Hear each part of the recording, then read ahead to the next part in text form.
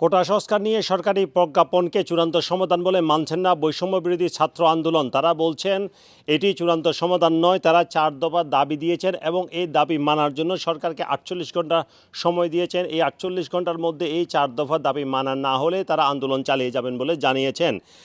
মঙ্গলবার বিকেলে এক সংবাদ সম্মেলনে তারা একথা জানান। রাজধানীর ঢাকা রিপোর্টার্স ইউনিটিতে সংবাদ সম্মেলন করেছেন বৈষম্য বিরোধী ছাত্র আন্দোলনের মূল সংগঠকরা। এখানে উপস্থিত ছিলেন সমন্বয়ক নাহিদ ইসলাম, সার্জিস আলম, হাসনাত আবদুল্লাহ এবং মাহিন সরকার। তারা বলেছেন কোটা সংস্কার করে জারি করা সরকারি প্রজ্ঞাপন সেটি চূড়ান্ত সমাধান নয়। এর পাশাপাশি তারা 4টি দাবি দিয়েছেন। এর দাবিগুলো হচ্ছে সারা দেশে কারফিউ প্রত্যাহার করা, 2 নম্বর হচ্ছে ইন্টারনেট সংযোগ চালু করা, 3 নম্বর দাবি সেটি হচ্ছে বন্ধ শিক্ষা প্রতিষ্ঠান খুলে দেওয়া এবং 4 নম্বর দাবি হচ্ছে সারা দেশে সমন্বয়ক এবং আন্দোলনকারীদের নিরাপত্তা বিধান করা। এই 4টি দাবির জন্য তারা সরকারকে 48 ঘন্টার সময় দিয়েছে। এর মধ্যে যদি দাবি মানা না হয় তাহলে তারা আন্দোলন চালিয়ে যাবেন বলে জানিয়েছেন এবং পরবর্তী কর্মসূচি তারা ঘোষণা করবেন বলে জানিয়েছেন।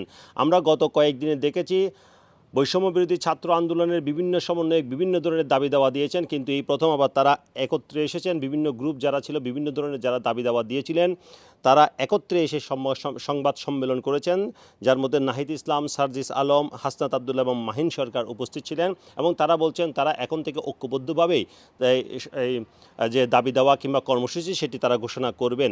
আপনারা জানেন এর আগে আজকে মঙ্গলবার সরকারি প্রজ্ঞাপন জারি করা হয়েছিল সুপ্রিম কোর্টের রায় অনুযায়ী, যেখানে 93% মেধার ভিত্তিতে এবং 7% কোটার ভিত্তিতে সরকারি চাকরিতে নিয়োগের কথা বলা হয়েছিল এবং সেই সময় আইনমন্ত্রী আশা করেছিলেন এই প্রজ্ঞাপন জারির পর ছাত্ররা তাদের আন্দোলন আর করবে না, তারা ঘরে ফিরে যাবে, শিক্ষা প্রতিষ্ঠানে ফিরে যাবে। কিন্তু আন্দোলনকারীদের পক্ষ থেকে বলা হয়েছে এটি চূড়ান্ত সমাধান নয়। এর পাশাপাশি এই 4টি দাবিও তাদের মানতে হবে, সরকারকে মানতে হবে, নয়তো তারা পরবর্তী কর্মসূচি ঘোষণা করবে।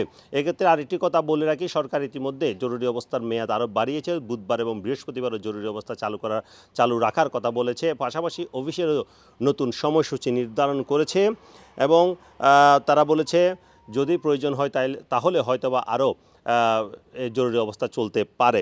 এই অবস্থায় আমরা আশা করছি একটি সুষ্ঠু সমাধানে, যেটি আশা করেছে জাতিসংঘ, যেটি আশা করেছে যুক্তরাষ্ট্র, যুক্তরাজ্য সহ বিশ্বের বিভিন্ন দেশ। তবে বৈষম্য বিরোধী ছাত্র আন্দোলনকারীর সমন্বয়করা বলছেন যদি তারা 4টি দাবি মেনে নেয় সরকার, তাহলে হয়তোবা তারা আর আন্দোলন করবে না, নয়তো তারা পরবর্তী কর্মসূচি দেবে। Sarwar Hossain, top news, London.